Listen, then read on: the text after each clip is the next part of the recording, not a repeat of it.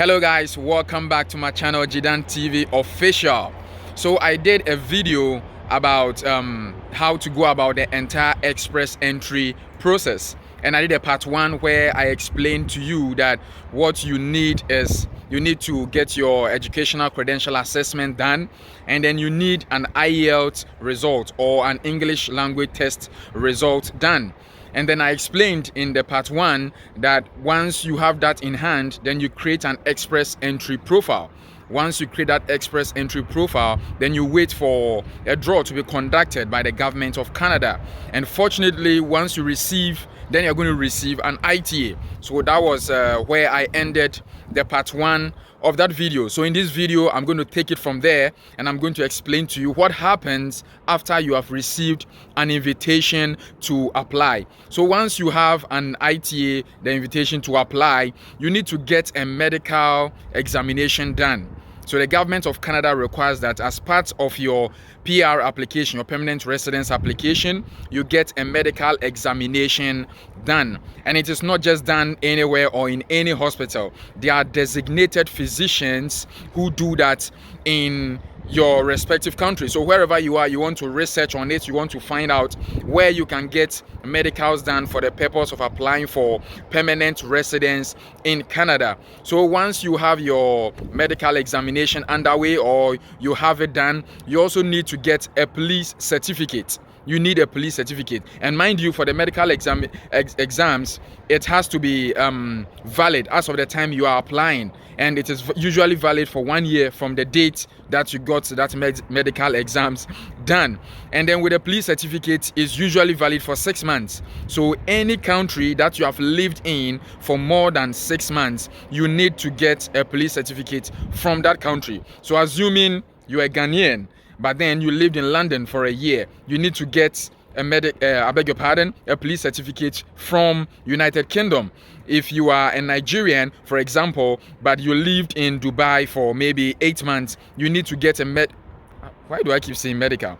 You need to get a police certificate done from Dubai as well. So that is the second thing that you need to get aside the medical exams. So once you have your medical exams done, you have your police certificate in hand, you also need to provide proof of funds. You need to provide proof of funds. So the idea behind the proof of funds is that the government of Canada wants to be sure that when you get the permanent residence and then you relocate to Canada, you are not going to struggle. You have funds to help you settle, because the reality of the case is that you may not get a job immediately you land. So you need to have proof of funds, and the proof of funds that you need to provide is dependent on the size of your family. So if it's just you are a single applicant, it's around 12,000 Canadian dollars, and as the number of your family increases, then the amount increases. So I'm going to leave a link in the description box which will lead you to a page where you are going to know the proof of funds that you are supposed to provide when you are applying for your permanent residence post ITA. And then once you have your proof of funds done, then there are a lot of paperwork to go through. You have to fill forms talking about your personal details, your travel history, and a lot of other things. But there are basic details and basic things that you can provide. So after you have filled all those forms, then you have to upload them into the portal. We call it the EAPR, the Electronic Application for Permanent Residence. So once you upload it there, then it means that you are ready to submit. But before you submit, there is an application fee. It is usually $1,000 per person. So if it is you and then your wife, that's around $2,000. If you have kids as well, it also comes with a cost. I'm going to leave a link in the description box which is going to tell you how much you're supposed to pay dependent on the size of your family. So let's assume you've made a payment as well, and then you have submitted your application. Now it has gotten to the government of Canada, and then they are going to process it. The ideal, or let me say the stipulated or the stated processing time on the government of Canada's website is 6 months.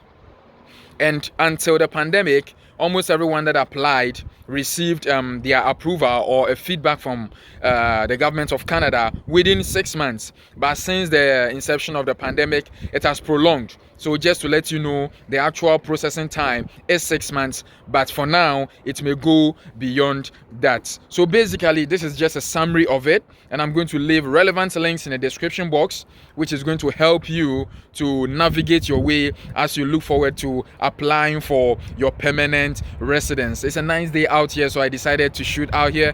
You may hear some background noise because I'm just beside the road, so forgive me if that noise is distractive. But I believe the relevant information that you need is right there in the video. If this is your first time on this channel, kindly smash the like button. You want to click on the subscribe button because I have lots of loaded content coming your way. And I hope that this video was helpful to you. See you in my next video. God bless, and see you on the beaches of the world.